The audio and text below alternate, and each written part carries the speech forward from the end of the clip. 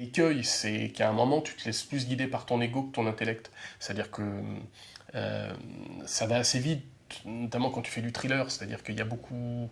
On est en France déjà beaucoup moins nombreux et les Américains, par exemple, viennent chercher plus facilement des réalisateurs de thrillers français. Euh, je dirais pas forcément que pour leur talent, c'est-à-dire aussi parce qu'on sait travailler dans des économies plus restreintes. Et, euh, et voilà, et c'est vrai que des fois euh, c'est grisant.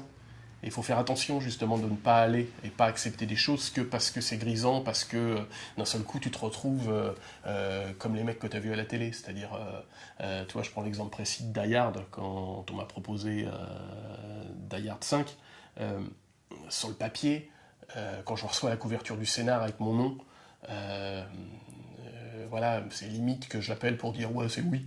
Euh, tu vois, sans ouvrir le truc. Et, euh, et ça aurait été une erreur. Sans parler de la qualité du film qui a été fait et tout ça, que je n'ai pas vu d'ailleurs. Voilà, faut vraiment se laisser guider par, pas son intellect, c'est un grand mot, mais pas par son ego, quoi. Parce que tu as le droit qu'à un essai, hein. Tu vois, si je dis oui à Die Hard et que je me vautre, euh, bah là, ton ego, il en prend un joli coup. Ma volonté, c'est ouais, continuer à. C'est ça, de faire des films qui me plaisent et puis explorer peut-être d'autres domaines. Mais là, on me dit, ouais, c'est vrai que les trois films maintenant, avec Mea Culpa, là, que je suis en train de terminer, sont un peu sur les mêmes thématiques. Voilà, après, c'est des thématiques qui me plaisent. Donc ça rejoint ce que j'ai dit tout à l'heure.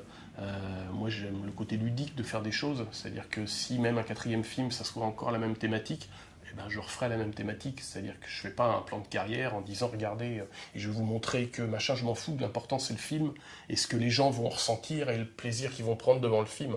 Que le mec, il se dise, ah bah tiens, ça fait 4 fois qu'il me raconte un peu la même histoire. Ouais, il y a des gens de cinéma ou machin qui vont penser comme ça. Les vrais gens qui voient les films se disent pas tous ces trucs-là, je pense. Tu commences pas le film en disant oh merde, il me raconte la même histoire, donc hop, je me lève, je m'en vais. Non, ça te plaît ce qu'on te raconte ou ça te plaît pas. Après, le sous-texte, effectivement, quand tu vas bouffer avec tes potes, tu peux dire ah, dis donc, cavalier, c'est pas un Macintosh qui laisse une photocopieuse. Mais voilà, là, je travaille pour ça. Quand je parle de ludique, c'est surtout pour le côté ludique des gens qui vont regarder le film, c'est-à-dire vont-ils prendre du plaisir ou non. Je répète souvent ça, mais on m'a dit un jour, et c'est une des premières critiques que j'ai eues sur Pour Elle, on m'a dit c'est vachement bien de dire un film du dimanche soir. Et ce truc, pour moi, est un des plus beaux compliments qu'on puisse faire sur mes films. C'est-à-dire, pour moi, un film du dimanche soir, c'est le film que tu attends de voir, et pendant que tu le regardes, t'oublies que tu vas bosser le lendemain. Et voilà. Donc, la seule prétention de mes films, c'est ça.